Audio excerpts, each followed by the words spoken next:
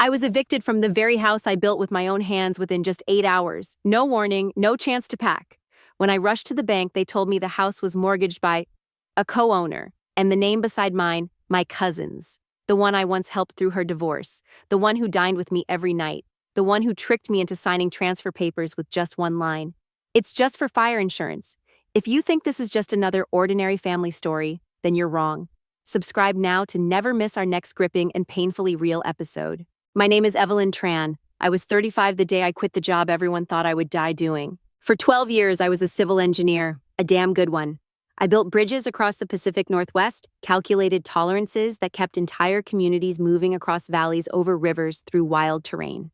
My team respected me, my bosses promoted me, my paycheck had commas in all the right places. But every morning I woke up with a weight pressing on my chest, not from the concrete or steel I worked with, but from the life I was pouring myself into. A life that didn't belong to me.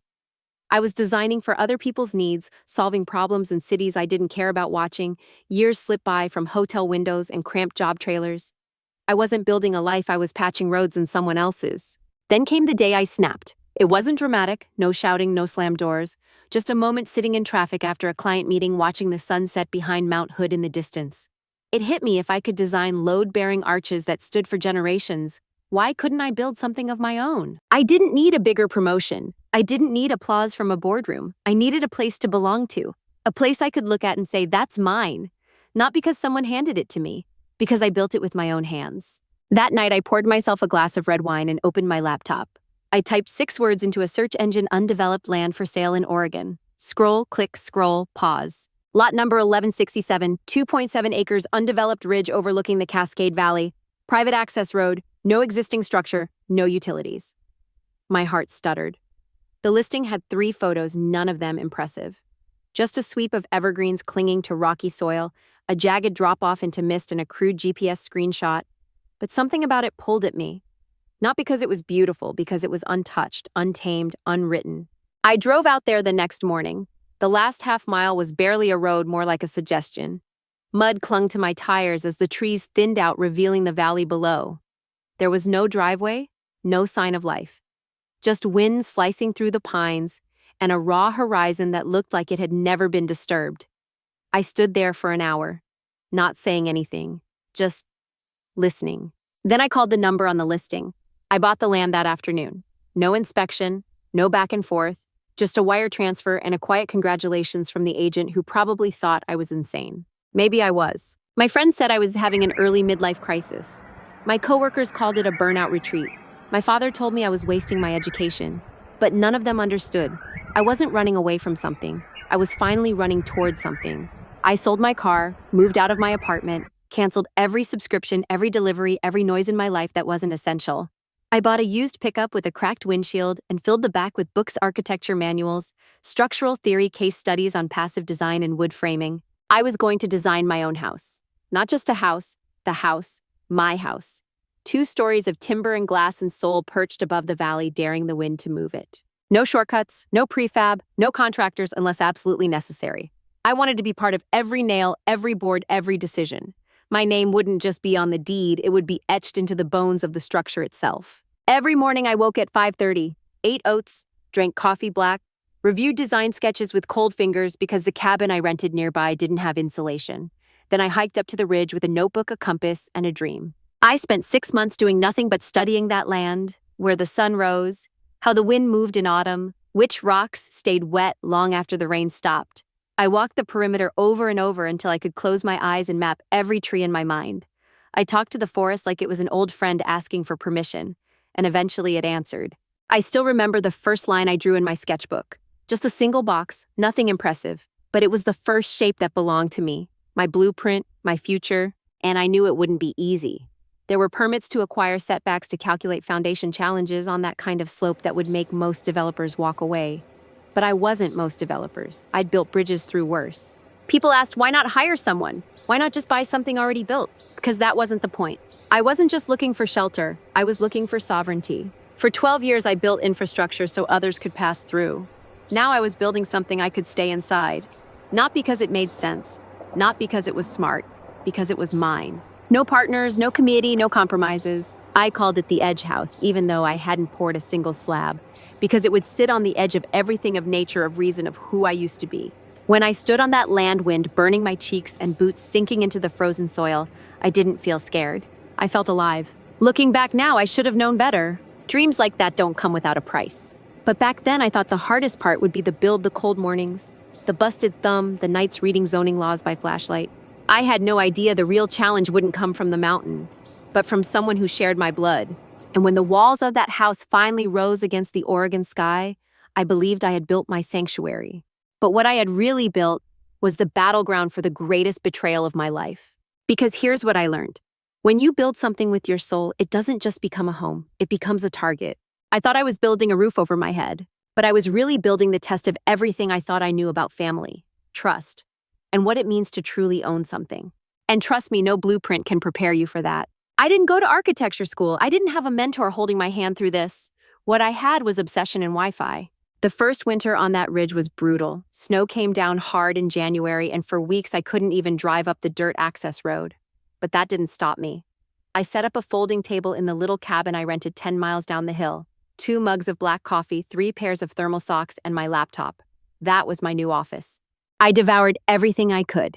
MIT's OpenCourseWare, SketchUp tutorials, YouTube channels run by self-taught builders who hammered their lives into shape in the middle of nowhere. My nights were lit not by dreams, but by blueprints glowing off my screen. And the more I learned, the hungrier I got. How do you anchor a floating staircase on uneven stone? How do you create passive solar design that works with pine tree cover?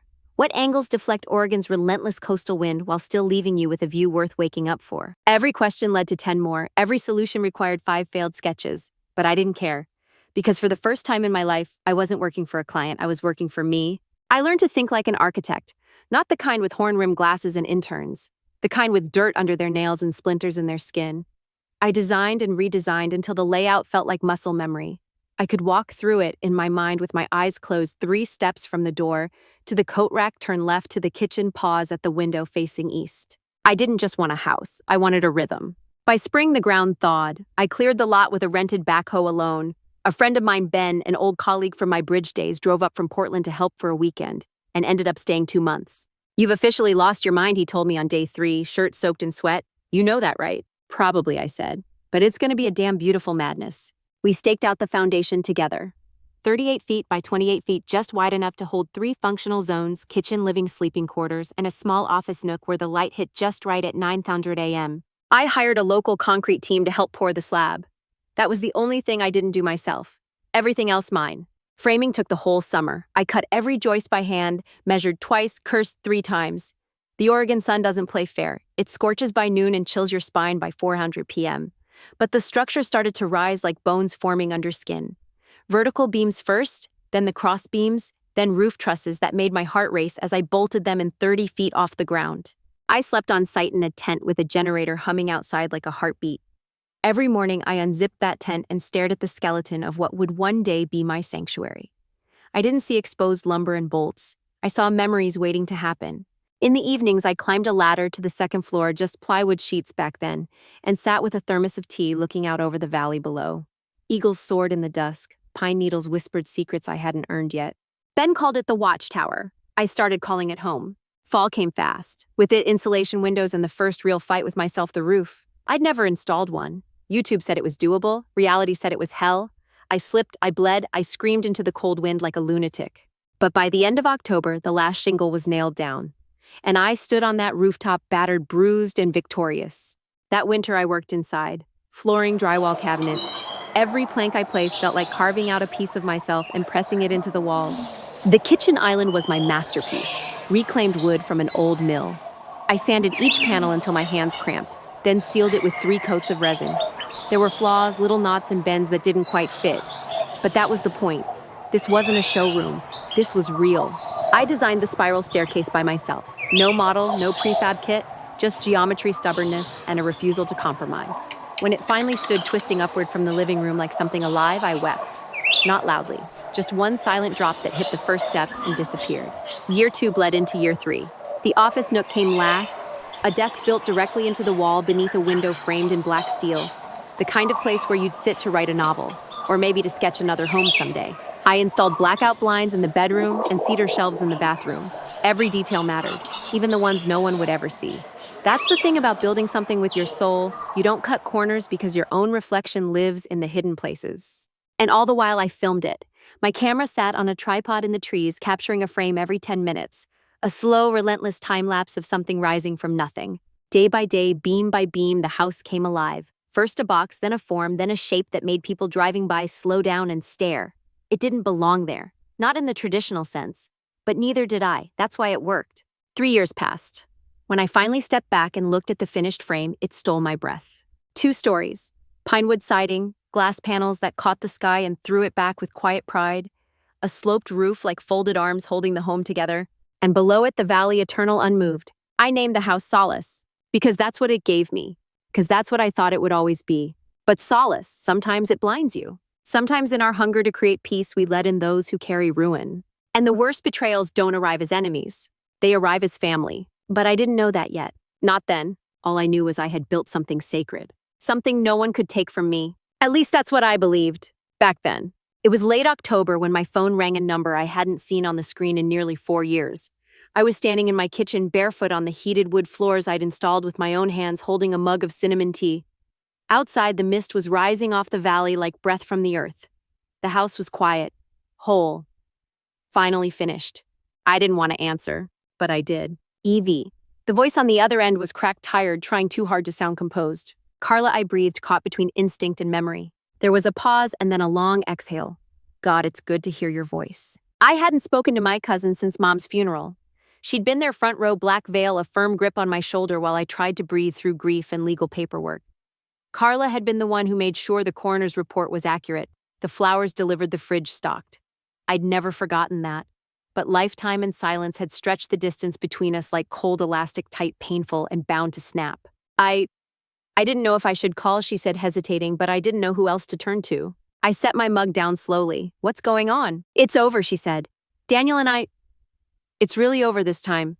He drained the joint accounts. I came home to an empty house and a list of debts I didn't know existed. I've got nothing left, Evelyn. I stayed silent. I'm not asking for money, she added quickly. I need somewhere to land. Just for a little while. Somewhere quiet. Away from lawyers, from noise, from everything. There was desperation in her voice, but something else too. Familiarity. The kind that slides under your ribs before you even recognize it's there. I built this place to be alone, Carla, I said carefully. I know, she whispered. But it was also built by someone who used to share half a peanut butter sandwich with me behind Grandma's shed because we weren't allowed snacks before dinner. And just like that, it all came rushing back. We were kids again, mud on our jeans, mosquito bites on our arms, daring each other to climb the rickety apple tree at the back of the Tran property. Carla was 3 years older, louder, wilder. She was the one who taught me how to climb rooftops, steal popsicles, and cut my own bangs. When Mom got sick, Carla drove 5 hours every weekend just to sit beside her in the hospital. She was there when I didn't even know how to ask. I don't need forever, she said. Just a month or two, enough to sort things out. I could have said no. I should have said no. But blood, it has a strange weight. And when it shifts, it pulls you in directions logic would never touch. Okay, I said, come.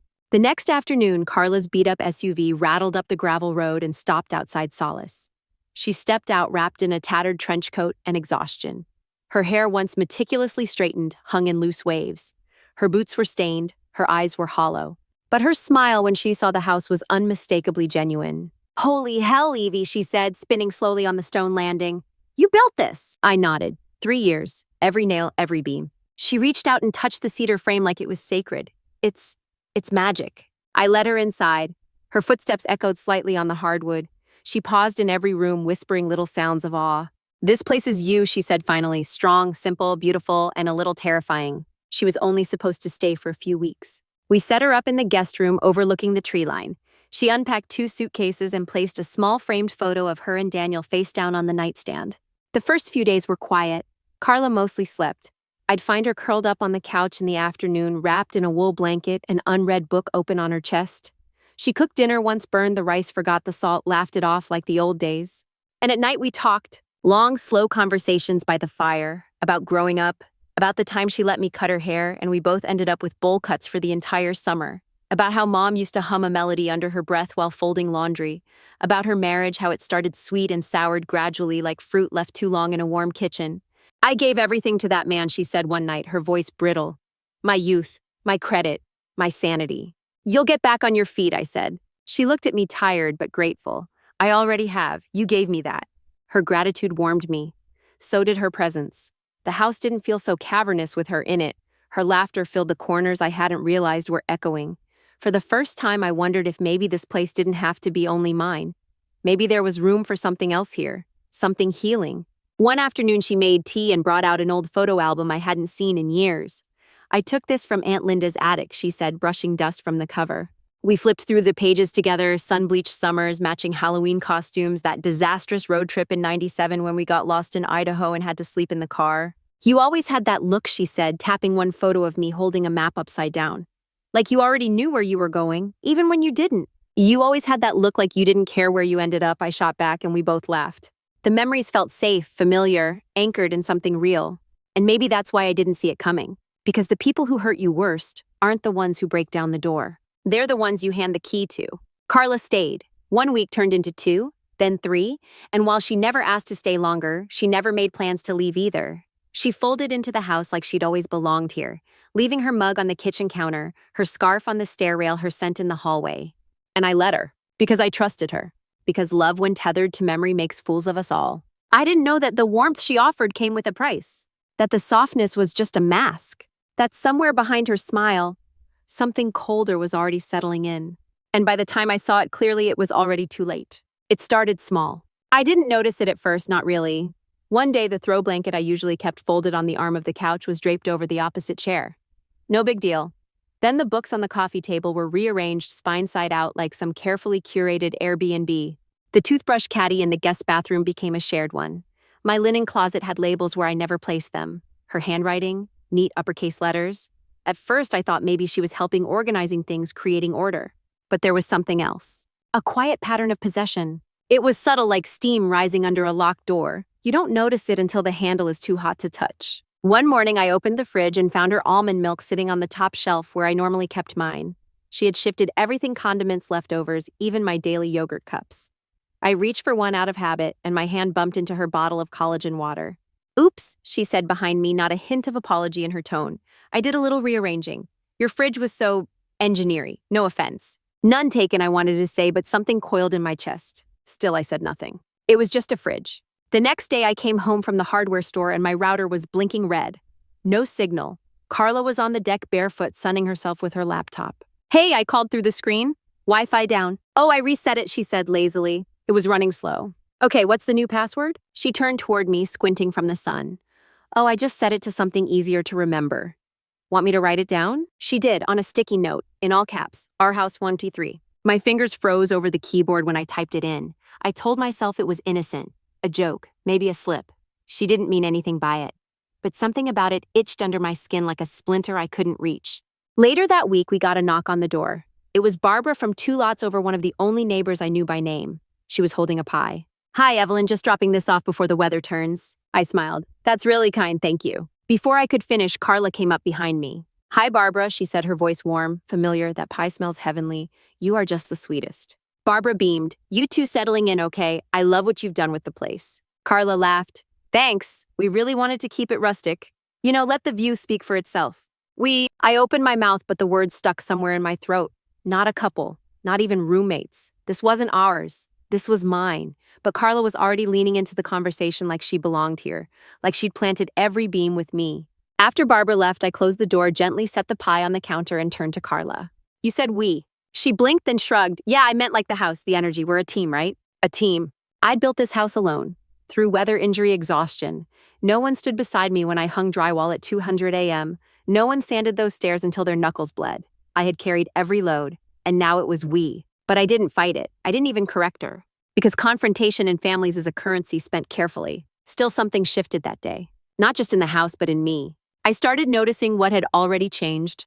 Her yoga mat in the hallway. Her coat hanging next to mine, not across from it. Her mail now addressed to this address. I never gave her permission to forward it. She never asked. One night I came home from a late walk to find my bedroom door slightly ajar. I never left it open. Inside the lights were off, but the air felt moved. I didn't say anything, but I started locking the door. Then came the paperwork. She caught me on the deck one morning sipping coffee before work. Hey, she said casually, holding out a manila envelope. So, small thing. I was thinking it might make sense for me to be listed as an emergency contact, legally, in case something happens. I frowned. What do you mean? She sat down beside me. I've been looking into some paperwork, property protection, healthcare proxy stuff. If I'm living here, it just makes sense to have some shared visibility, purely practical. I didn't respond. It's not like I want a stake or anything, she added quickly. It's just annoying having to explain to banks and services that I'm not technically on the lease. Like, what if something happened to you? I wouldn't even be able to access anything. There is no lease, I said. Her face froze for half a second. Then she recovered. Exactly. That's why it's smart to have a basic agreement. I could help with insurance forms too. Maybe utility paperwork. Shared name just for admin purposes. I looked at the envelope in her hands but didn't take it. Let me think about it, I said, my voice even. She smiled, of course. That night I couldn't sleep. The silence in the house was no longer comforting. It was claustrophobic. The walls felt like they were holding their breath. I started questioning everything. Had she always been this way? Had I just not seen it before? Or was it me? Was I being paranoid? Territorial? Was I mistaking kindness for intrusion? The next day she made French toast and called it our Saturday ritual. I had never liked French toast. A few days later I found her in my office. She was sitting at my drafting desk, flipping through my sketchbooks. Oh, she said, startled, I didn't think you'd be home this early. I said, forcing calm, you needed something. I was just admiring your designs. They're really something, Evie. Like, people pay for this level of taste. She laughed. I didn't. I waited until she left the room before checking the drawers.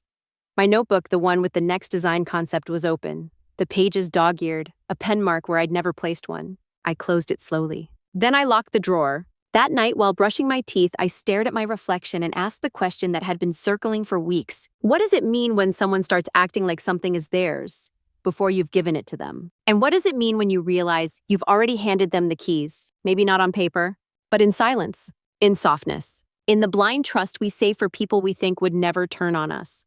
And that's the thing about betrayal. It never knocks. It lives with you, sleeps in the next room, smiles over coffee, and calls the house ours. Just long enough for you to believe it. I wasn't ready to face what was coming, but deep down I already knew. I just didn't want to see it yet. The form was printed on crisp white paper, 3 pages double-sided, black ink, all caps, legal spacing. Carla handed it to me over the kitchen island one Monday morning while eggs hissed in a cast iron pan behind her. Hey, Evie, do you mind signing these real quick? It's just fire insurance stuff. They needed an update with current residents for the coverage to stay valid. I already filled in most of it, just needs your signature where I flagged. She smiled like it was nothing, like it was a routine administrative task. I barely glanced at the pages. Legal language, standard boilerplate, some box checked here or there.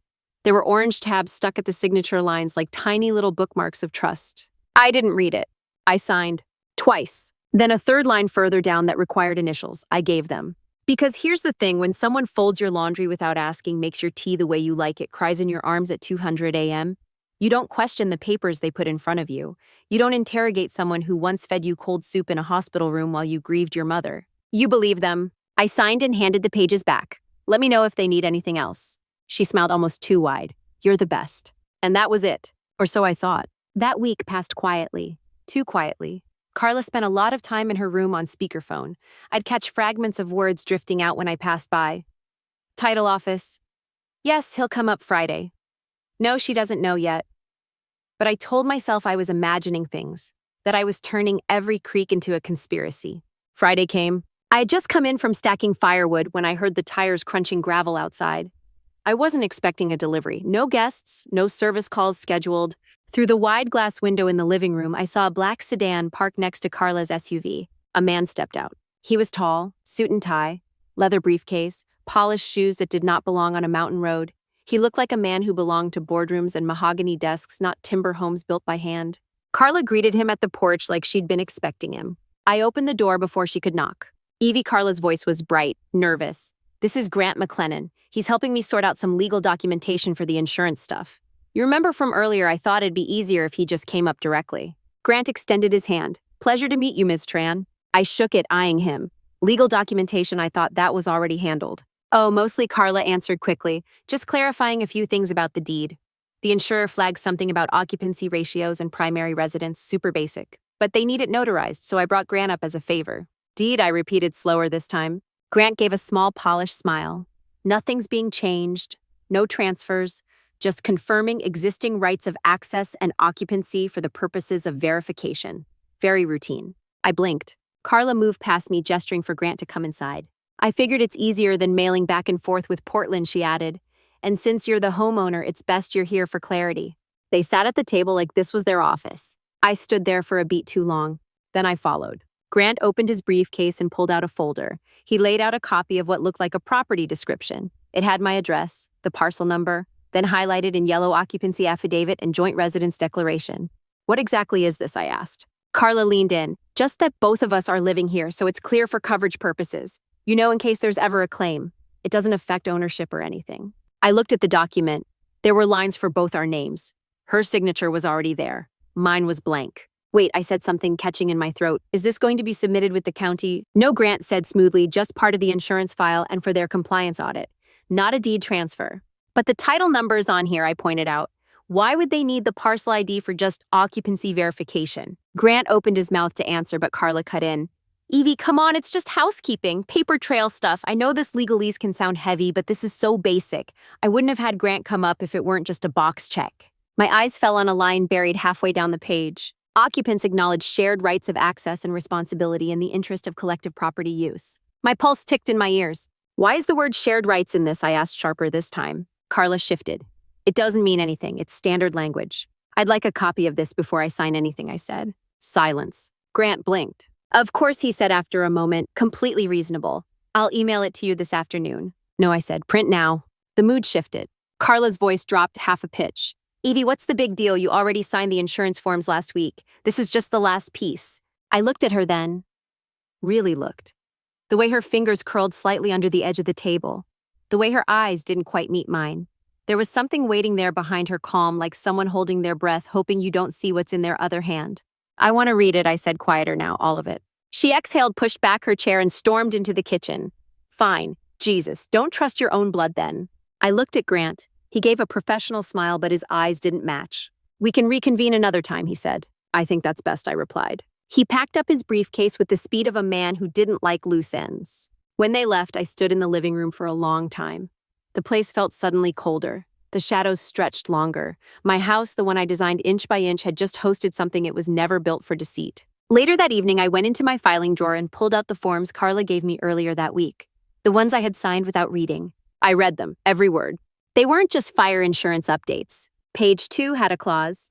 In acknowledgement of cohabitation, the undersigned agrees to extend provisional rights of survivorship to co-residing party in event of incapacitation or sudden loss. It wasn't a fire policy. It was a disguised joint tenancy application unsigned by me but initiated. I felt sick. The pen I had used might as well have been a scalpel. I had let her in. Now she was carving up the one thing that still belonged entirely to me. And I had no one to blame but myself. The letter came on a Tuesday morning, slipped through the mail slot with quiet precision, just another envelope among bills and junk coupons. It was beige, official-looking, thick, heavier than it should have been. I opened it casually while sipping coffee by the window, still wearing pajamas barefoot on the heated floors I'd once thought I'd die on. I remember the mug in my hand was forest green, chipped at the lip. The moment I read the header, the mug slipped. Notice of default and intent to foreclose. Property ID 314-77609. Tran Carla. At first I didn't understand. The words blurred together like foreign language through sleep fog. My name. A notice. Then Carla's name. What was her name doing on a property letter? My eyes scanned the document again. As per deed of trust filed under registry on October 12th, the aforementioned property is in default under the conditions of the home equity loan issued in the joint names of Evelyn Tran and Carla Morris. I dropped the letter. My hands trembled. I read it again slower this time, like peeling off a bandage in millimeters. Joint names. Loan. Default. Foreclosure. No. I had built that house from dirt and blood and hope.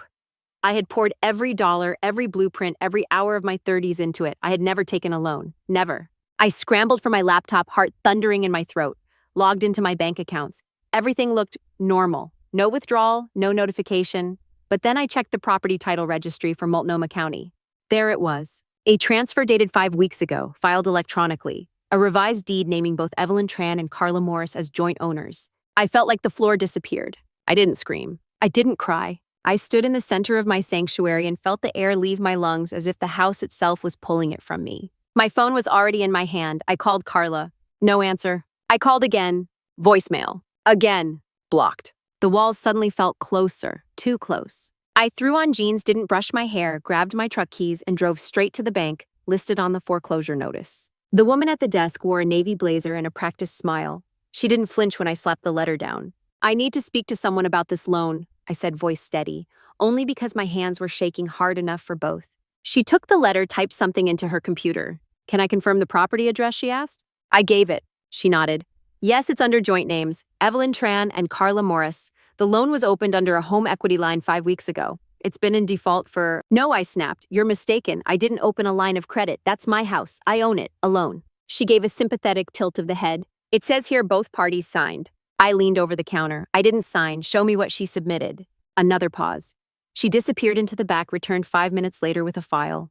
Inside, photocopies of paperwork. Signatures. Mine. But not mine. Not quite. My name was there. My handwriting almost, but not enough. A loop too wide, a cross too high, close enough to fool a scanner, not close enough to fool me. She had forged it. And they'd accepted it. The file also included copies of the forms I had signed weeks ago, real signatures, but buried inside pages of manipulated legal phrasing. Fire insurance, my ass. I felt something crack inside my chest. Not a break, not a snap, something deeper. A slow fracture of belief. "I need to freeze the foreclosure," I told the banker. "That application is fraudulent." "I'm afraid we can't halt it without a court injunction," she said. "Once the default process begins, the timeline is automatic unless both parties consent to renegotiation." I laughed. Out loud, sharp, ugly. It startled her. "There are no both parties," I said. She lied. She stole from me. "I'm sorry," the woman said gently, not meeting my eyes. "I really am." But sorry didn't matter. Because as of that morning, my home, my mountain retreat, my 3-year labor of love was owned by a bank that didn't know me, didn't care, and wouldn't listen without a lawyer. And Carla was gone. By the time I got back to the house, her car was missing. Her room was stripped, the drawers empty. Even the photo on the guest nightstand, the one of her wedding day, was gone. But the damage was done. And the house? The house was no longer mine. 2 hours later, a man in a Navy windbreaker knocked on the door. He had paperwork, badges, courthouse authorization. "I'm sorry, ma'am," he said, like they all did, "but this property is now under lien. You're being served with notice of possession revocation pending resolution." "How long?" I asked. 72 hours, he said. "But there's an emergency clause being enforced here due to loan fraud suspicion. They're locking it down today." I stared at him, at his hands, his clipboard, his neat little lines. "But this is my house. I understand." "No," I said louder, "you don't. I built this house. I poured the concrete. I laid the floors. I stained every goddamn wall with my hands." He looked pained. "Ma'am?" "Don't ma'am me," I snapped. But he didn't fight me. He didn't need to. He gave me 10 minutes to grab what I could carry. I moved like a ghost, a dying flame. My fingers touched objects that suddenly felt foreign. Books, blankets, a ceramic mug from my mother. I stuffed what I could into a duffel, left behind everything else. The staircase I built, the windows I framed, the office nook where I used to drink tea and sketch peace. Gone. I walked out without looking back. They didn't let me lock the door. They didn't let me say goodbye. That night I slept in my truck on the edge of the woods, staring at the house from a distance, its warm lights glowing like a mocking flame through the pines. It had once been heaven, but even paradise can collapse. And sometimes the snake isn't in the grass. She's in your guest room, smiling, holding your pen. Calling it ours? I must have called her 10 times that day, maybe more. I stopped counting after the 3rd hour. The phone rang and rang and rang until it stopped ringing altogether. Straight to voicemail. No ringtone, no hope, just the same tired, mechanical voice telling me to leave a message she would never hear. "Carla," I whispered into the receiver, sitting alone in the parking lot of a roadside diner just off Highway 26. "I don't care how, just call me, please, call me." I left a second message, then a third. After that, I stopped saying her name. I just started breathing into the phone, letting the silence bleed. I didn't even know what I wanted to say anymore. "You stole from me. Why? How could you? Do you even realize what you've done?" But none of it mattered if she wouldn't answer. I hadn't showered. My hair was matted to the side of my face. My clothes were the same ones I'd thrown on that morning when I raced to the bank.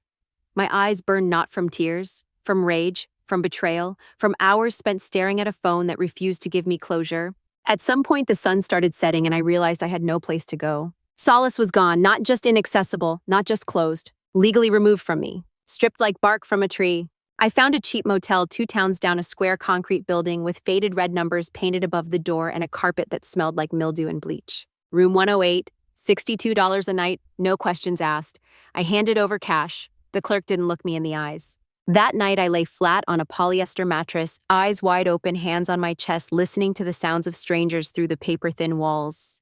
Somewhere above me, someone was crying, or maybe laughing, or maybe both. At 2:14 a.m., I tried calling Carla again. Straight to voicemail. Her phone might have been off, or maybe she had blocked me. Or maybe she was asleep, curled up in fresh sheets, dreaming sweet dreams of a life she never earned. At 2:18, I opened Instagram. I don't know why. Maybe I wanted pain. Maybe I needed confirmation. Her profile picture popped up instantly, her face glowing under a straw sun hat, lips glossed, eyes wide. The caption read, "Let the healing begin.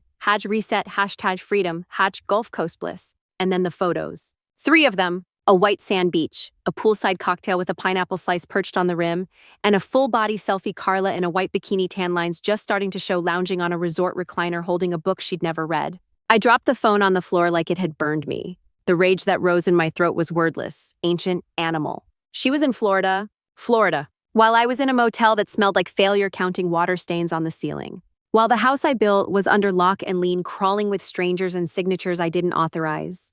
While my dreams were being auctioned off one page at a time, she was getting a tan. I picked up the phone again and stared at her face, at the fake serenity in her eyes. I clicked into the comments. Her friends, digital and detached, had left fire emojis, heart emojis. "Girl, you deserve this," in all caps. Did she tell them what she'd done? Did she tell anyone? That she stole a house? That she forged my signature? That she ran when things got hard? One comment caught my eye. "Danielle, peas. So proud of you, babe. You earned every bit of this. Get that sun and don't look back." Don't look back. Was that the plan all along? Forge, take, vanish, glow. I thought about calling her again, about leaving a voicemail so raw, so furious, it would blister her through the phone. But I didn't. She didn't deserve my voice. I shut my phone off and stared at the ceiling again, but this time the water stain above me looked like a question mark. And all I could think was this: how do you grieve something that isn't dead? How do you fight someone who disappears into vacation? I fell asleep with my boots still on. At 5:42 a.m., I woke to the sound of a garbage truck groaning just outside my window. The sunrise was gray, my throat was dry, my dreams were full of glass breaking. I stumbled into the motel bathroom and stared at my reflection. I looked like someone else, or maybe someone I used to be. Hair unwashed, eyes hollow, a smudge of dirt under one cheekbone like I'd fallen into something and forgotten to climb out. I turned on the faucet and let the water run cold. Splashed my face once, twice, stared harder. I could still see her face in my mind. Carla, my cousin, my almost sister, my once savior, sipping cocktails on some beach deck while I was clawing for breath under the weight of her betrayal. She had taken my house, but I refused to let her take my name. That day I got in my truck and drove. Not home, there was no home. I drove to Portland, to Danielle Pease, the girl who had commented on Carla's photo. I remembered Danielle from one of Carla's birthdays. A loud laugh, high heels on wet gravel, and a purse full of expired credit cards. She always overshared, and she always knew too much. I didn't call ahead. I parked outside her apartment and waited. She came out around 11:00 a.m., earbuds and latte in hand, dressed like she was still chasing 25. "Danielle," I said as I stepped in front of her. She froze. Recognition clicked, then caution. "Evelyn," she said slowly. "Wow, hey, I need to know where Carla is," I said. Danielle looked down at her phone. I don't really... "She stole my house," I said flatly. "She forged legal documents and vanished. Now she's posting beach photos while I sleep on stained sheets in a motel off the highway." Danielle opened her mouth, closed it, swallowed hard. "She's staying in Key West," she finally said, voice low. "At some place called the Blue Orchid. Spa retreat thing. Said she needed to clear her mind. Said you were spiraling and kicked her out." Of course she did. Of course she rewrote the story before I could speak it. I nodded once. "Thanks. Is she really?" Danielle stopped herself. Never mind. She didn't need the answer. I was already walking back to my truck. Back to the silence. Back to the cold. But something had shifted in me. I had been left behind, discarded like some footnote in Carla's next chapter. But I wasn't done. If she wouldn't return my calls, then I'd stop waiting and start hunting. I didn't get justice by crying in motel bathtubs or screaming into the dark. If the last 3 days had taught me anything, it was that silence is a weapon, and if I didn't start making noise, they would bury me under their paperwork and pretend I never existed. So I opened my laptop, not for distractions, not to scroll, not to numb, but to trace the rot. First, I searched the mortgage number listed on the default letter. It led me to a loan processing company in Miami called Vallis Financial Group. No proper website, no list of board members, just a single landing page with a smiling couple under a Your Dream Our Loan banner and a generic contact form that looked like it hadn't been updated since 2013. I dug deeper. No license number registered under the Oregon Division of Financial Regulation. I checked the Florida State Department, nothing. Then I reversed the mailing address listed on the foreclosure paperwork. It traced to a UPS store box in Tallahassee. A ghost company. My stomach twisted. This wasn't Carla opening a credit line with Bank of America. This was something layered, deliberate, built to move fast and vanish faster. I pulled up the copy of the deed revision, my joint ownership filing, scanned the bottom again. There it was, notarized by R.L. Kinsey, Public Notary, Portland, or. I looked her up. She existed. I found a Yelp page with 2 reviews, both suspiciously glowing, and a LinkedIn profile that hadn't been updated in 5 years. Her photo looked like it had been taken in a mall portrait studio. I called the number listed. Disconnected. Next, Grant McLennan, the lawyer Carla brought to my house. I still had his business card. I ran the name through the Oregon State Bar Directory. Nothing. Not even a revoked license. He didn't exist. I typed slower this time. Grant McLennan, Mortgage Fraud, Oregon. 1 article, 8 years ago. A man using that alias had been investigated in Washington state for facilitating false notarizations on commercial property documents. The case was dropped for lack of prosecutorial cooperation. The last known address, a rented office suite in Beaverton that had been vacated 4 years prior. I sat back in the motel chair and stared at my screen. This wasn't about Carla anymore. She was the bait, the willing face, the family member I wouldn't question. She'd been given a script, a fake lawyer, and a phone number. All she had to do was walk me to the dotted line and they'd do the rest. She wasn't the one who filed those papers at midnight through an online title registry in Multnomah County. She wasn't the one who hired a fake notary to stamp forged forms. She didn't even know how to navigate mortgage instruments or blind LLCs. But someone did, and they'd done it before. I wasn't going to file a civil suit against Carla. That would take months, years. And even if I won, the house would be gone. They'd launder it through shell companies and burn the paper trail.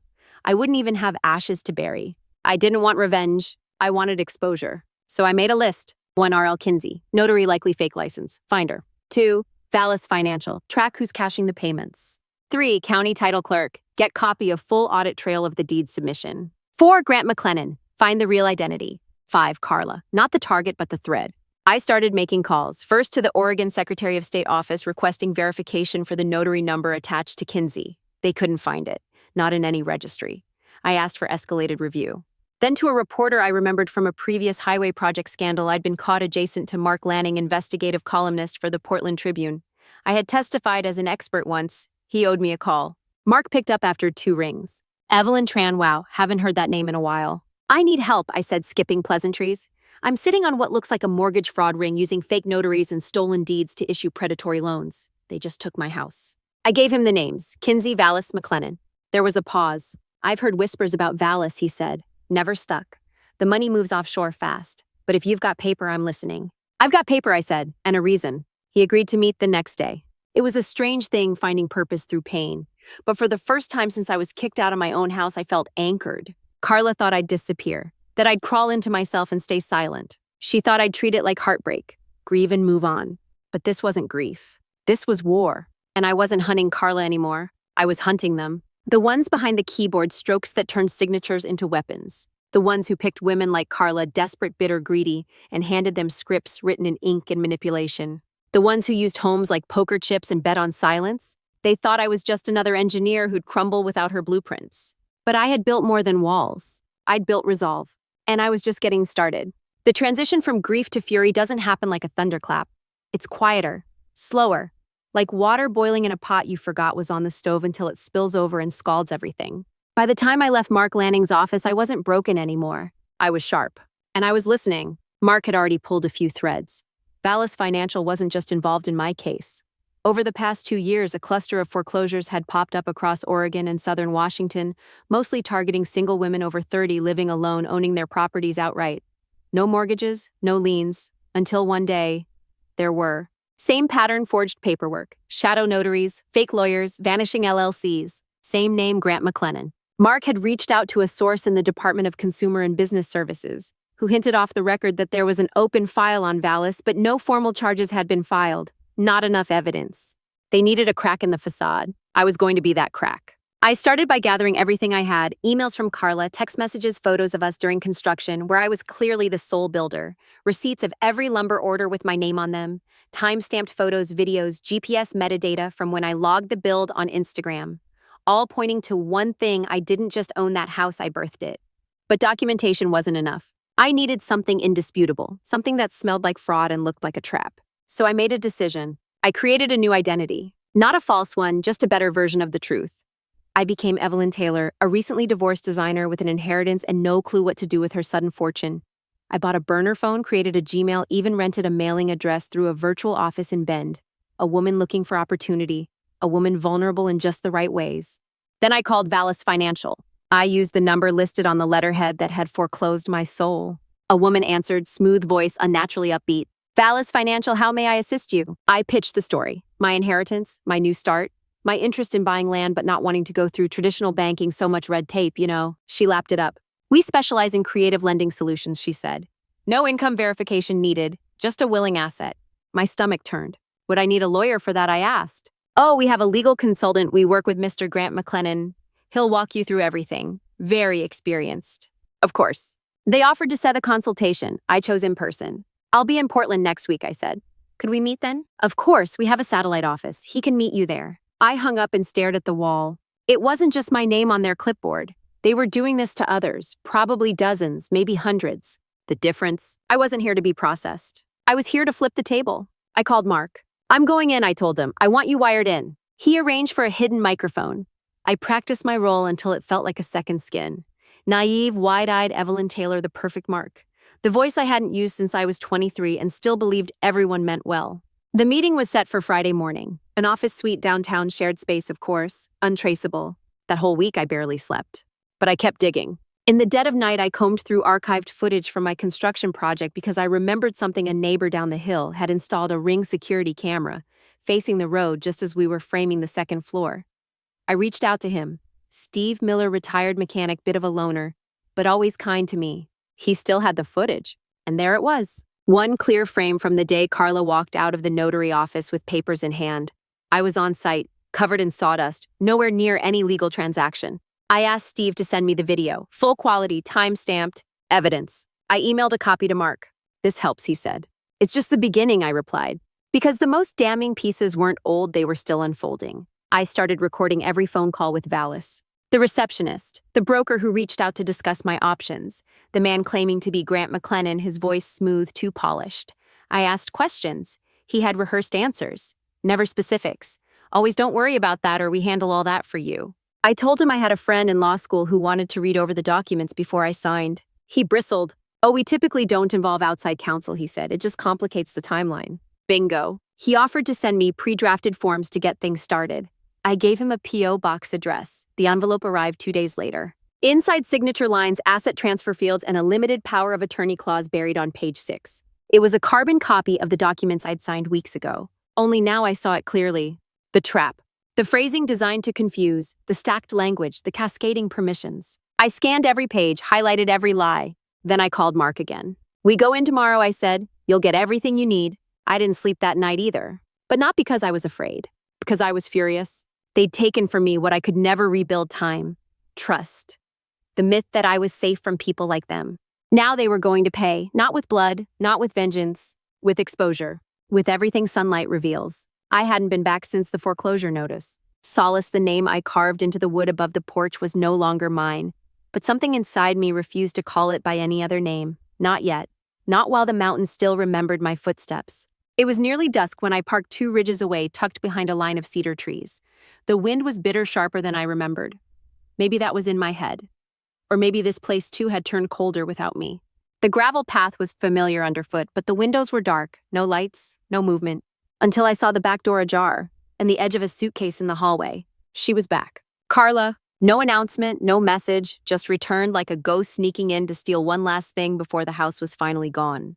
I crouched behind this edge of the woodshed and pulled the mic from my jacket. A button-sized recorder, voice-activated, clipped to the lining of my vest. My heart was a fist beating against my ribs. I stood slowly, walked with steady steps toward the porch.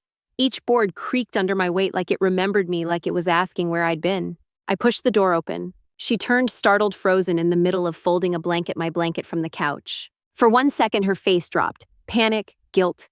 But she caught herself, smiled. Evelyn, she said like nothing had happened. Wow. I didn't expect to see you. Clearly, I said. She motioned to the half-packed boxes around her. Just grabbing my things, before everything gets finalized. I stepped inside. The air smelled like old pine wood and lavender, my scent not hers. But it had gone stale. How thoughtful of you, I said quietly. She watched me closely, calculating. You shouldn't be here, she added, tone turning cool. Legally, I mean. You're right, I said, but I wanted to talk. That surprised her, her eyes narrowed. Talk. I've been thinking about this whole thing. Maybe it doesn't have to get ugly.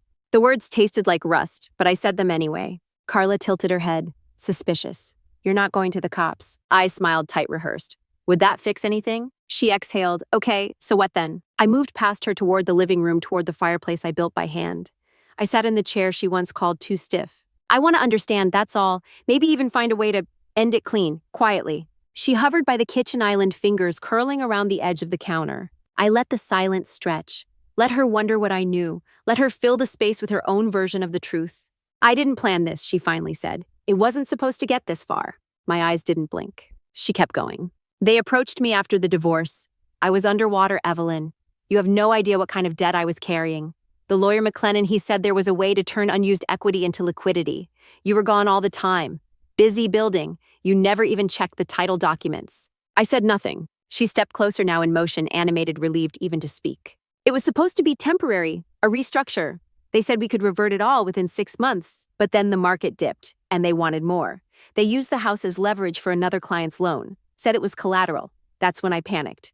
My fingers curled into the armrest. She noticed. You're not recording this, are you? She asked suddenly. I shook my head. Why would I? She smirked. Anyway, she continued, they used a shell company in Florida, Vallis.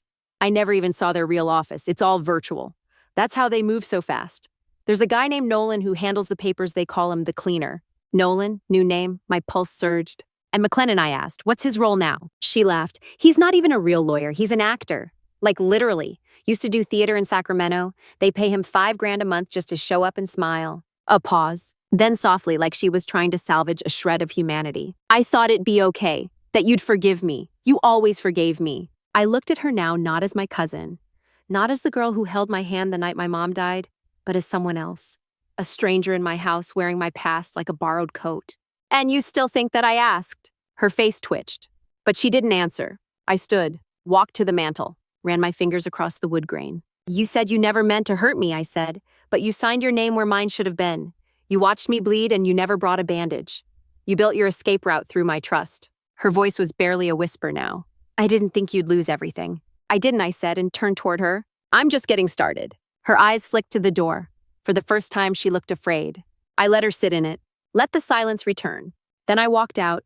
The recorder in my vest had captured every word, and the wind outside howled like it knew justice was finally on its way. The recorder's final click felt like the drop of a guillotine. Within an hour, I was back in Mark Lanning's office. No filters, no edits. I handed over the flash drive. He played it on his laptop. Carla's voice filled the room, nervous, rambling, raw. Every syllable a confession, every pause an admission. Names, mechanisms, even the man behind the curtain, Nolan the cleaner. Mark's eyes didn't leave the screen. This, he said, is blood in the water. I didn't smile. Not yet. I'd come too far for early victories. Mark asked for everything, emails, contracts, my recordings with Grant, the scanned documents. We sat there until midnight, building a dossier thick enough to make a prosecutor salivate. By morning, he'd already sent it to his contact at the Oregon Division of Financial Regulation and CC'd a state-level fraud unit. He was that kind of journalist, one who didn't just write headlines. He dropped hammers. 2 days later, the system stirred. Subpoenas went out. And the man calling himself Grant McLennan was officially under investigation. Not arrested, not yet, but named. And in legal terms, that's a crack in the dam. He made one mistake. He used the same alias for years, relying on people to be too ashamed, too broke, or too afraid to speak. But I wasn't any of those things. The moment his name hit state records, more victims emerged. One woman from Eugene had lost her mother's house to the same scam down to the notary. A single father in Medford was fighting a foreclosure based on a forged deed with McLennan's signature as the witness. A retired teacher in Bend recognized Nolan as the man who took her paperwork and told her to trust the process. It wasn't a case anymore. It was a pattern, and the agencies responded accordingly. The Oregon Department of Justice opened a formal fraud investigation. The Multnomah County DA began combing through property transfers tied to shell companies like Vallis Financial, Oxbow Holdings, and Trinity Core Capital. All used similar tactics: family proxies, fake debt, rushed signatures, fraudulent notaries. My house had been just one entry in a ledger of theft. Now it was the key. Meanwhile, Carla was subpoenaed. She didn't go quietly. She lawyered up, refused to speak publicly, and issued a bland statement through her attorney. Ms. Carla Lambert denies any intentional wrongdoing and looks forward to clearing her name. Intentional. That word clanged like a cracked bell. The legal dance had begun. But I wasn't watching from the sidelines. I was inside the case. Mark had written a front-page spread in the Portland Tribune home by deceit, the underground scheme that targets the trusting. They used my story as the spine. My photo was there, just a silhouette standing on the bluff where my house used to be. The caption read, "Evelyn Tran didn't just lose her home. She lost the myth of safety." Within 48 hours, a state Senate committee requested records on notary fraud. They held an emergency hearing on predatory real estate practices. I was invited to testify. I said yes. I'd never testified before in front of lawmakers, but when I stood behind that wooden podium, my hands didn't shake. I told them what Carla had said, what the man posing as Grant had said, what their documents looked like, what it cost me. I didn't cry, because this wasn't about sorrow anymore. It was about consequence. One senator asked if I wanted restitution. I answered, I want consequence, not compensation, because you can't rebuild dignity with money, but you can protect it with accountability. The room went quiet. It was the first time I felt heard, not just listened to, heard. That same afternoon, the DOJ ordered a freeze on all assets tied to Vallis Financial and its subsidiaries. Grant, or whoever he was, stopped answering phones. The office space downtown was vacated. Carla's lawyer filed for a delay in her hearing, citing undue emotional pressure from media scrutiny. Undue. As if the pressure hadn't come from her signatures. As if the cameras were the threat, not the scheme she helped build. But the case wasn't waiting on her approval anymore. Investigators raided a property tied to the shell company. They found dozens of forged deed templates, pre-signed notary seals, and an entire binder labeled Easy Wins, Family Ties. There was a section marked ET, me. They had planned it. Not a random grab, not an opportunistic swipe. A campaign. I drove to the ridge that night, where my house used to stand. They'd cleared it. No sign of the porch, no memory of lavender in the air. But the stars were the same. And that wind, it hadn't changed. It still roared. Only now I didn't flinch. The nest was cracked, exposed, and the snakes that had lived inside it were slithering into the light. And I was no longer prey. I was the one holding the lantern. The courthouse in Portland was gray, faceless, and cold, a slab of concrete dressed in glass. It didn't care who was right. It only cared what could be proved. That morning, I stood outside the courtroom holding a leather-bound folder. Inside every blueprint, invoice, deed, and photograph I had ever touched. 12 years of savings, 3 years of building, 6 months of betrayal. Now compressed into 23 pages of evidence and 1 audio file. The courtroom wasn't crowded. Fraud cases rarely drew public attention unless someone famous got caught. But the tension inside it was thicker than air. Carla sat across the aisle dressed like she hadn't slept in weeks. She wouldn't meet my eyes. Her lawyer, a man with too perfect hair and a voice like a game show host, shuffled papers without looking at them. Judge Catherine Sloan, mid-60s, steel in her posture, called us to order. She'd read the file. She knew the timeline. But now she wanted the human version. My version. Mark Lanning was in the second row. He gave me a nod as I stood. I walked to the witness stand, swore an oath, and then for the first time told the story in full under oath under fluorescent lights with every heartbeat counting. I started with the land, how I found it, bought it, why it mattered. Then the construction. The invoices, the blueprints with my initials on every page. The subcontractor contracts. My time-lapse documentation, which had already been submitted in discovery. Judge Sloan leaned forward slightly as I described the day Carla moved in. How she'd cried. How I said yes without hesitation. How I'd trusted her because family isn't supposed to steal. Then the insurance papers. How I signed them without reading because she said it was routine. Your Honor, I said she knew exactly how to get past my defenses because she helped build them. There was a stillness in the room after that.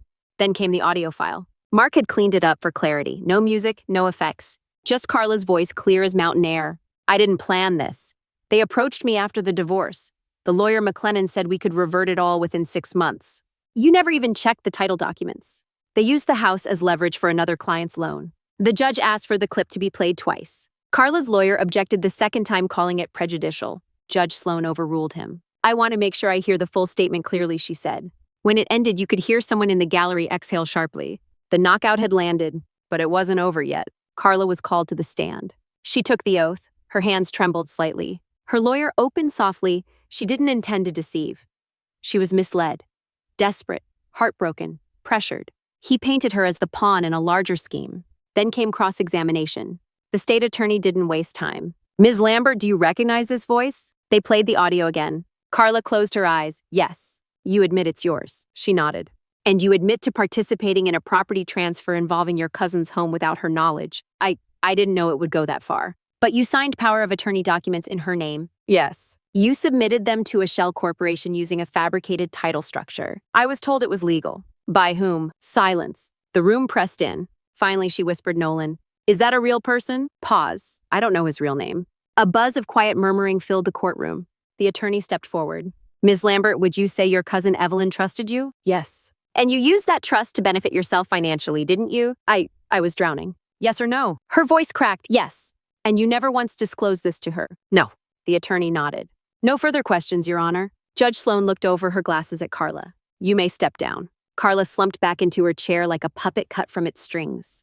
Then the judge turned to me. Ms. Tran, do you have anything further to say? I stood, and I said only this. I built that house with my hands. But what she took wasn't lumber and nails. It was the foundation of trust I thought I had in my own blood. The courtroom went silent again. Judge Sloan recessed for deliberation. When she returned 30 minutes later, her verdict was sharp and unequivocal. The court finds in favor of the plaintiff, Evelyn Tran. All transfers of ownership were fraudulent and the original deed shall be restored. My knees went weak. But I didn't sit. She continued. This court further recommends criminal referral to the district attorney's office concerning Ms. Lambert's role in the fraudulent conveyance. I looked at Carla. She wasn't crying. Just blank, like she'd finally run out of stories to tell. But I wasn't finished crying, not yet, because justice doesn't erase betrayal. It just draws a line behind it. And finally lets you walk forward. Justice doesn't always arrive with fanfare. Sometimes it shows up quietly through a stack of paperwork, an unsealed indictment, or a knock on the wrong person's door. It took 2 weeks after the verdict. 2 weeks where I waited in limbo, officially vindicated but still hollow inside. My name was cleared, but my house remained locked behind legal tape. The land that held my memories now belonged to the banks who'd never set foot on it. Then one morning I got a call from Mark Lanning. They're moving, he said. I didn't ask who, I knew. That afternoon, the Multnomah County District Attorney's Office held a press conference. I watched it alone, sitting in the same chair where I once drafted floor plans. Today, the DA began, we have filed formal charges against 4 individuals tied to an interstate real estate fraud ring. The charges include wire fraud, falsifying public records, fraudulent conveyance, and conspiracy to commit larceny. He listed their names one by one. Carla Lambert, for conspiracy wire fraud and knowingly signing false documentation under penalty of perjury. Grant McLennan, or rather Thomas Adley, his real name, for impersonation of legal counsel fraud and operating without a license across state lines. Susan Hightower, a registered notary in Nevada, who had signed dozens of witness deeds while never stepping foot in Oregon. And Nolan Price, the orchestrator, the cleaner. He wasn't just real, he had a record, mortgage fraud, multiple aliases, and a reputation that spanned 3 states. They called him a shadow broker. He called himself an opportunity engineer. Now he was just a number in a booking system. All 4 were arraigned by the end of the week. I was asked if I wanted to deliver a victim impact statement. I said yes, not for them, for me. The courtroom for their criminal trial was larger than the civil one. Press had shown up. Cameras clicked as I walked past the metal detector, past the security guards, past rows of faces who didn't know my name a month ago, but now whispered it like it carried weight. I stood in front of the microphone, read from a simple sheet of paper. I'm not here because of what they took, I said. I'm here because of what they tried to bury the idea that people like me don't fight back. Their lawyers looked away. But Carla didn't. She stared straight at me. And I didn't blink. The judge ruled that the case would proceed to full prosecution. Bail was denied for Nolan and Thomas due to flight risk. Carla was released under monitoring. Susan posted bail in cash. It wasn't over, but the stone had been thrown. Still, real justice never comes without loss. I found out about the demolition through a county inspector. My house was deemed non-compliant by the interim owners, the bank who now held title during the investigation. Apparently, Nolan had submitted renovation permits that never existed, structural additions that were never approved. The decking on the west side they claimed was unsafe, so they tore it down. No warning, no letter, just a demolition order filed and executed while I was testifying in court. I drove out there. It was gone. No porch, no cedar beams, no stained glass windows I spent months restoring by hand. Just flattened soil and yellow caution tape flapping in the wind like a cruel joke. I stood on the edge of the bluff and felt everything and nothing all at once. I didn't cry. I didn't scream. I just whispered, "You bastards thought you erased me." But the mountains still held the echo of my laughter. The wind still curved around the empty space where my bedroom once was. The trees still leaned slightly inward like they remembered the warmth of the fireplace I built with my bare hands. They could bulldoze the house, but they couldn't erase the work, or the woman who made it. Days later, the court awarded financial compensation, restitution for the stolen equity, additional damages for emotional distress, public humiliation, and legal expenses. It was more than I expected, enough to start over even somewhere new. But money wasn't the victory. The victory was this: when the DA gave his closing remarks, he said my name on record, not as a victim, as the reason the case existed. He said, if not for Evelyn Tran's courage, this network would still be operating in silence. For the first time in a long time, I felt seen. People wrote letters, survivors from similar scams, women who'd been tricked by family members, men who lost their parents' homes to shady contracts, veterans, teachers, nurses, strangers. They all said the same thing. I thought it was just me. That's what these schemes count on, your silence. They depend on shame to do their job. But I had burned through my shame. Now all that was left was fire. And fire clears the ground for something new. The road curled like a question mark up the mountain. It had been nearly 6 weeks since the last court hearing, and even longer since I dared to step back onto the ridge. I told myself it was time. That closure required presence. That healing couldn't happen through secondhand updates or drone photos sent by curious neighbors. I needed to stand there where it all began, where it all ended, where something might, if I allowed it, begin again. The truck creaked as I pulled to the shoulder of the dirt path. Same forest, same birdsong, but something about the air felt different, like it had been holding its breath without me. I stepped out my boots, sinking slightly into the softened earth, and walked the last few yards to the clearing. The house was gone. Completely. Even the foundation had been scraped out, bulldozed, and leveled into a scar of flat dirt and wind-scattered gravel. No wood, no glass, no scent of cedar, just a rectangle of absence surrounded by towering pines that still remembered the shape of what once stood there. But I remembered everything. The beam I cut too short and had to redo at 2 a.m., tears mixing with sawdust on my cheeks. The staircase I sanded by hand step by step like it was a path to heaven. The nails I hammered into the door frame while whispering, this is mine, this is mine, this is mine. The fireplace that took 3 tries to get level. The lavender I planted beneath the kitchen window. I stood in the center of the ghost and closed my eyes. You don't realize how many details you carry until you try to forget them. They come back uninvited. The weight of the paintbrush, the blister on your left thumb, the way the morning sun used to pool in the reading nook for exactly 15 minutes. But something had shifted inside me since then. Back then, when I built this place, I thought it was the only way to be whole. I thought the structure was the sanctuary, the walls, the roof, the view, that they were my identity, in wooden form. I didn't know I'd have to burn it all down to find the core of myself beneath it. Grief used to live in this clearing, but now what lingered was something quieter, wiser. Not peace, not yet, but the readiness for it. I walked to where the porch once stood and crouched down, ran my fingers through the soil.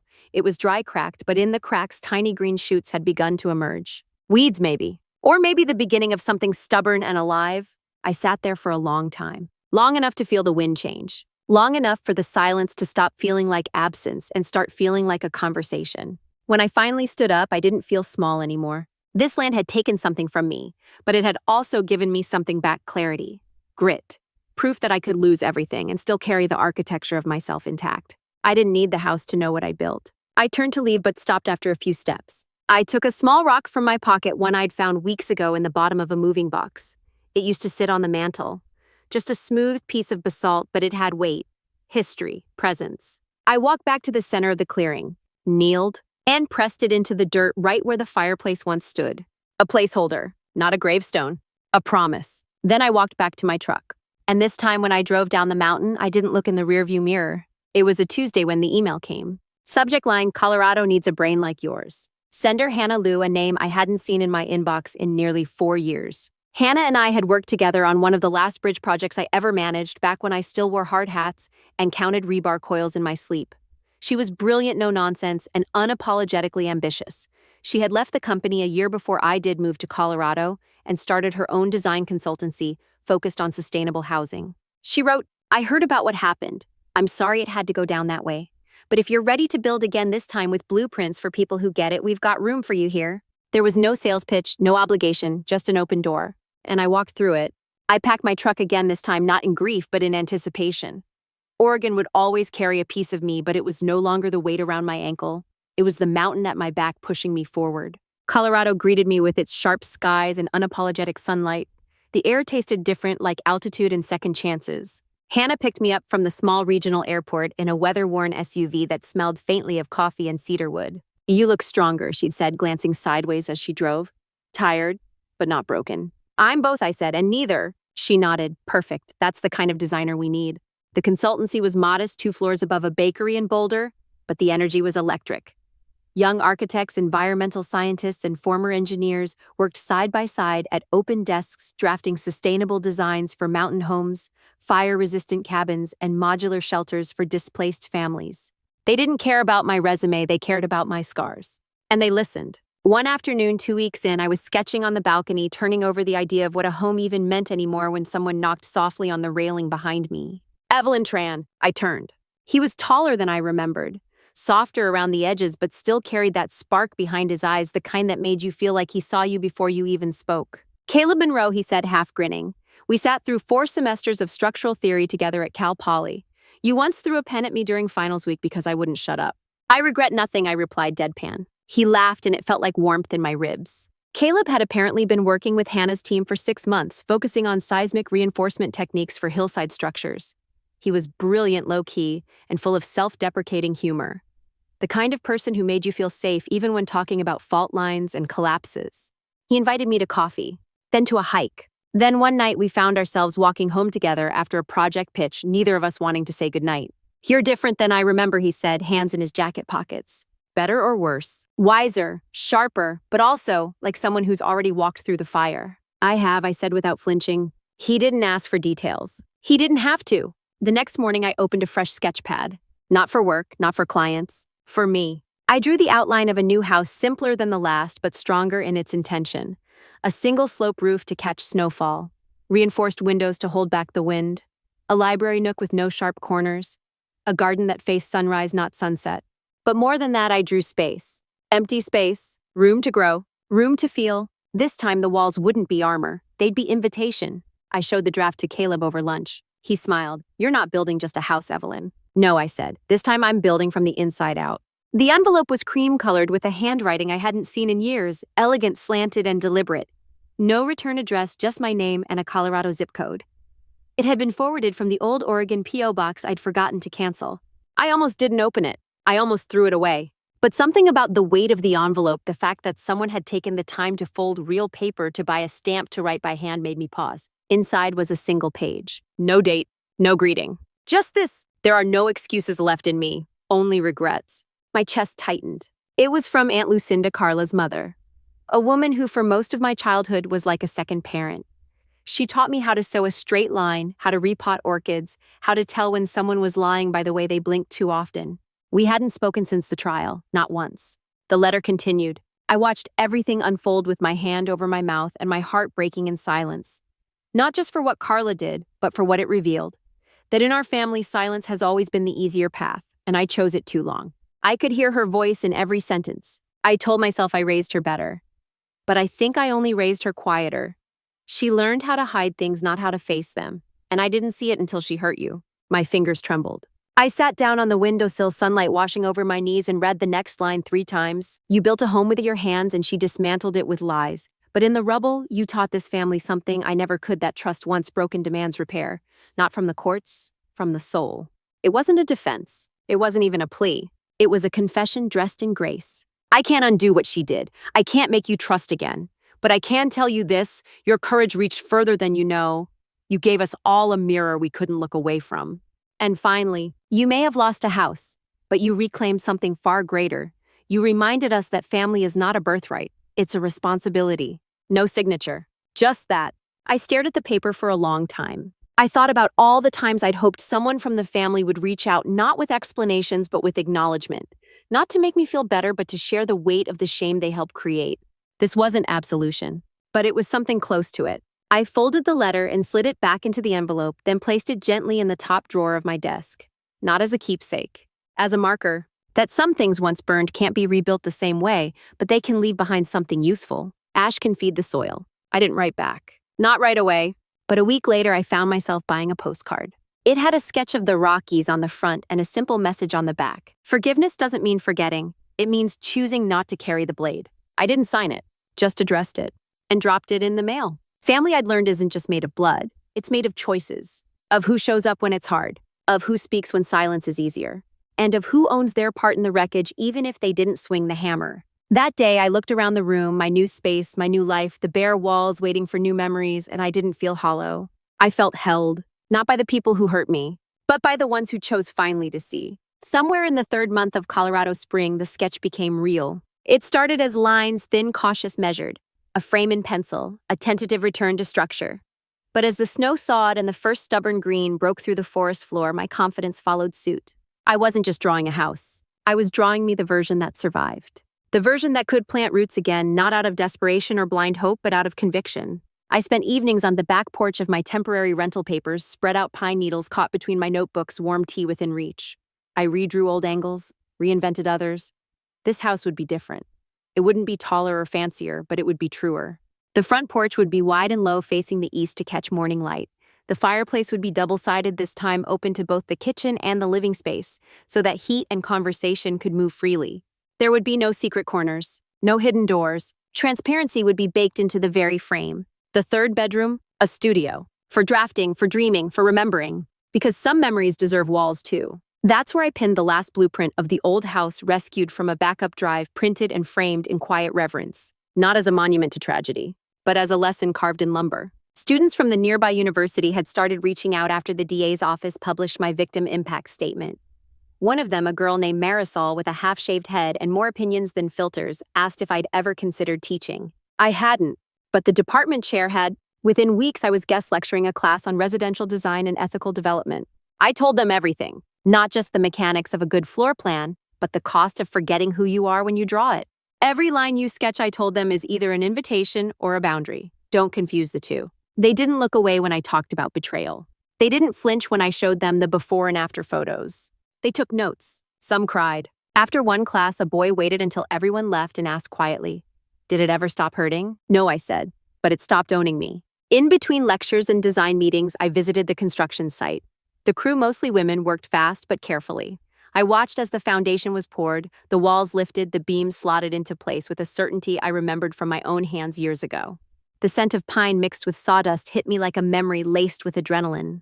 And peace. I didn't micromanage. I let go of that part. This time I wasn't building to prove anything. I was building because I could. One afternoon, as the roof was being sealed and the interior walls prepped for insulation, I stepped inside the nearly completed structure. It still echoed, still raw and unpainted. But I could already feel how sound would move through this space, how laughter would bounce, how rain would drum gently on the skylights above the staircase. It wasn't just a house. It was an exhale in wood and stone. And in the center of the third room, the studio, I hung the framed blueprint on the wall. Below it, a small brass plaque. Built twice, survived always. I don't know who I'll be in 5 years. Maybe I'll still live here. Maybe I'll hand the keys to someone else and begin again somewhere new. But I know this, I am no longer afraid of beginnings. And I'm no longer ashamed of endings. Because the space between them, that's where I became real. The plane touched down just after noon. Oregon looked both unchanged and unrecognizable from the sky, a contradiction I would come to understand more deeply with every mile I drove inland. 12 months had passed since the trial, 9 since the settlement, 6 since I moved into the new house. And yet this trip, this return, felt like the final thread I hadn't yet cut or tied. The road toward the ridge had been closed off to the public months ago. The county had sold the land to the Conservation Trust after the foreclosure, which felt strangely like a full circle. What began as wilderness would become protected land again. No more permits, no more concrete. Just earth allowed to reclaim itself. I parked at the edge of the old fire trail and hiked the rest on foot. The path was familiar but softer now, ferns spilling out where tire tracks once grooved the soil, pine needles thick beneath my boots. The sky was low, overcast, as if nature itself was quieting down to listen. It was all still there, and yet it wasn't. The clearing where my home once stood was now a meadow ringed by young saplings and the rustle of unseen animals. If you didn't know better, you'd think nothing had ever been built there. But I knew better. I stood at the edge for a long time. Not moving, not crying, just remembering. The memories didn't sting the way they used to. They had softened like old bruises you forgot to track. I could still feel the echo of the hammer in my hand, still picture the sunlight slanting through the kitchen window I framed myself. But it no longer felt like mine. And that somehow was okay. I reached into my backpack and pulled out the sign. It was handmade, just a slab of cedar carved by a local artist in Colorado who didn't ask too many questions when I gave her the text I wanted burned into it. This was the beginning of me. No name, no date, just truth. I drove the stake into the ground slowly, carefully. The soil was forgiving. When I stepped back, the sign looked like it belonged there. Modest, simple, but unmoving. I stood in front of it for a long time. I thought I'd feel something dramatic, release sorrow, rage, maybe even triumph. But what filled me wasn't any of those things. It was steadiness, a kind of internal stillness I hadn't known I'd been chasing. It wasn't about reclaiming what was taken anymore. It was about honoring what remained. Because I didn't lose everything. I kept my name, my truth, my fire, and I gained something deeper, an understanding of what I'd always carried but never trusted: resilience. A breeze moved through the meadow. A hawk circled overhead. I closed my eyes and let the moment settle like dust on old floorboards. I wasn't standing in the ruins anymore. I was standing in a memory that had done its job and now asked to rest. When I turned to leave, I looked back only once. And in that glance, I saw not the house that once was, but the woman I'd become because it was. The snow had started to fall softly again the way it does in early winter in Colorado, more like memory than weather. Evelyn sat by the large picture window in her new living room, wrapped in a wool shawl, her hands cradling a ceramic mug of ginger tea. The fire behind her cracked faintly. The scent of pine and cedar smoke laced the room like a song played low. On the table before her was a leather-bound journal, worn but intact, a bookmark sticking out near the very last page. Beside it, a black ink pen uncapped, waiting. She took a slow breath and began to write. They say you don't really know who you are until something breaks. A heart, a home, a belief. For me, it was all three. Her handwriting was steady. Not perfect, but certain. I once thought the greatest thing I could ever build was a house on the edge of a mountain. Something that stood against wind and time, but I was wrong. She paused, sipping her tea, her eyes drifting to the shelves across the room. One shelf in particular held only one item, a framed photo of the original Oregon home taken just days before everything fell apart. She looked at it now, not with longing, but with clarity. The greatest thing I ever built wasn't made of wood or nails, it was made of decisions. Of standing up when sitting down would have been easier. Of speaking when silence would have protected my pride. A log shifted in the fireplace behind her, sending a soft crackle through the quiet room. She didn't turn. She just kept writing. I lost a house, but I gained something harder to earn and impossible to steal, the right to never doubt myself again. The ink slowed as she reached the final line. She wrote it slowly, as though it had waited its whole life to meet the page. I lost a home, but I reclaimed my whole life. She closed the journal, gently running her fingers along the worn edges, as if sealing the chapter not with glue or fire, but with grace. Outside, snow blanketed the porch rails, softening the world into something quieter, kinder. She stood and crossed the room, placing the journal onto a low shelf next to a small wooden box, one that contained the last remains of her Oregon house, a key scorched and useless, a scrap of wood from the porch, a pebble from the path she built with her own hands. She didn't visit that box often, but she didn't hide it either. As she turned toward the window again, a soft voice played in her head, not a memory, but a truth she'd forged through months of pain and healing. Some losses come to wake us up. Some betrayals exist only to reveal who was never meant to walk beside us in the first place. She whispered it aloud, slowly, deliberately. And no one eye can steal the strength that rises from within. The kettle whistled from the kitchen. She didn't rush. She let it whistle. Let it sing into the quiet, into the stillness of a life rebuilt not for anyone else's comfort, but for her own truth. She poured herself another cup of tea, then moved back to the chair by the window. And as the snowfall thickened, as twilight turned the mountains blue, Evelyn Tran sat in the stillness of her earned peace, not because the pain had vanished, but because it had been turned into purpose. And because somewhere between betrayal and rebuilding, she'd learned the hardest, most liberating lesson of all. Her worth was never in the wood. It had always been in her will.